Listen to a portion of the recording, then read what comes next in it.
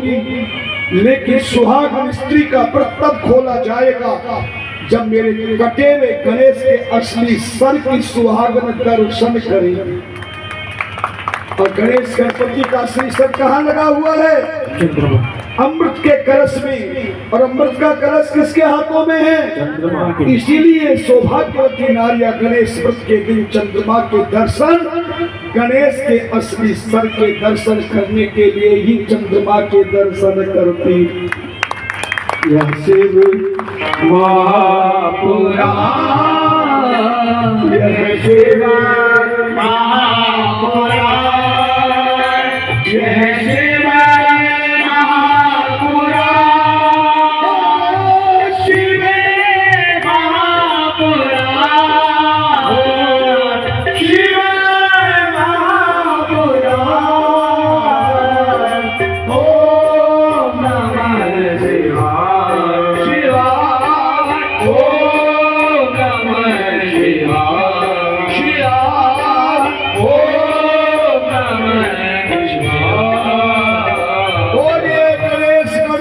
महाराज की जय हो, गजानन महाराज की जय हो, गजानन महाराज की जय हो।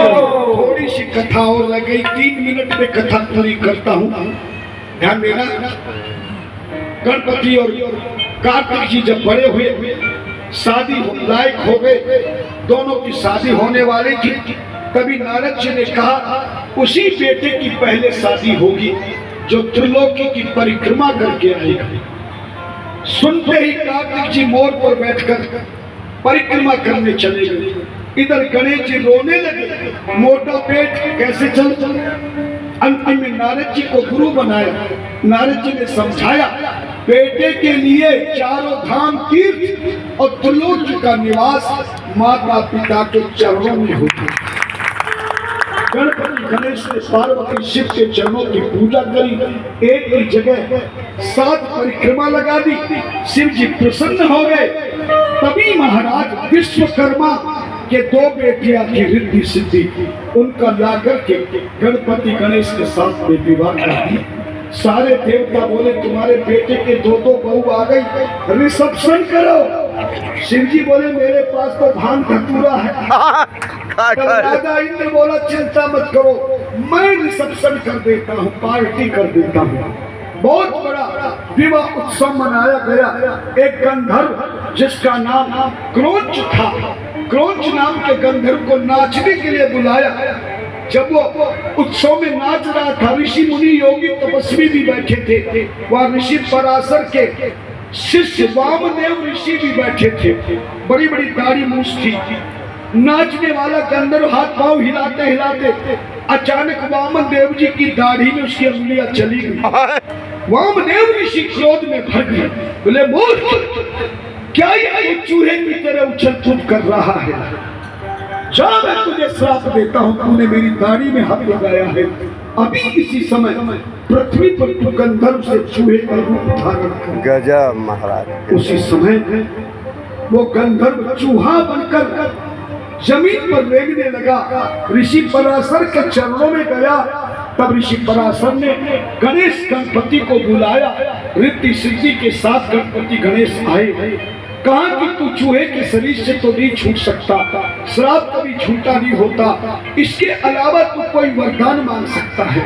चूहे ने कहा प्रभु मेरा शरीर भले चूहे का रहे, पर आप मुझे अपनी सेवा में लगा लीजिए, अपनों चरणों का दास बना लीजिए, खास बना लीजिए। गणेश जी गणपति बोले आज से तेरे पर हमारी सवारी रहेगी। चूहा घबराया, बोले 2-2 3-3 आदमियों को बिठा के मेरा तो कचूमर निकल जाएगा। गणेश जी ने कहा चिंता मत करो, जब सवारी करेंगे हम तीनों से 100 गुना बल तेरे शरीर में होगा और बिना सवारी के तू चल कूद करता रहेगा। उसी दिन चूहे की सवारी मिली। सोचिए महाराज से अंतिम में ऋषियों ने पूछा प्रभु जैसे इंद्र ने संतों के द्वारा आशीर्वाद में दिए गए माला फूल का अपमान करते हैं, उन्हें ज्ञान नहीं है इन फूलों का क्या करना चाहिए। सो प्रभु बताइए कलयुग के लोग क्या करें। ध्यान देना, नोट कर लो। व्यास गद्दी से कभी भी फूल और फूल माला मिले उसे सुखा लीजिए, जब सूख जाए, चांदनी रात्रि के रविवार के दिन 9 बजे से 11 बजे सूखे में फूल और फूल माला, कौन से फूल माला? जो संत ने अपने आशीर्वाद से तुम्हें पहनाए हैं, संत ने कृत से उठा के आशीर्वाद में दिए, उन फूल और फूल माला को रविवार के दिन 9 बजे से 11 बजे आप एक थाली या टोकरी में रखकर दोनों हाथों से फूलों का चूरा बना दीजिए। कहते हैं कि संत के निर्मल प्रसाद का चूरा जब दोनों हाथों की रेखाओं में लगेगा तो अनिष्ट रेखा श्रेष्ठ बन जाएगी, श्रेष्ठ रेखा सर्वश्रेष्ठ बन जाएगी। धन्यवाद। आज उस चूरे को, फूलों के चूरे के 2 भाग बना लीजिए।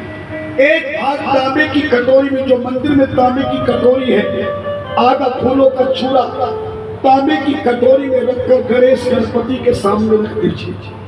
आधा चूरा लाल रेशमी कपड़े में बांधकर 3 गांठ लगाकर उसको लॉकर में रख दीजिए। रात्रि को सोते समय तांबे की कटोरी में जो आधा चूरा रखा है, सोते समय ऊपर से लेकर नीचे तक जितना हिस्सा तुम्हारा मकान का या फ्लैट का है, सब जगह फूलों का चूरा डाल दीजिए।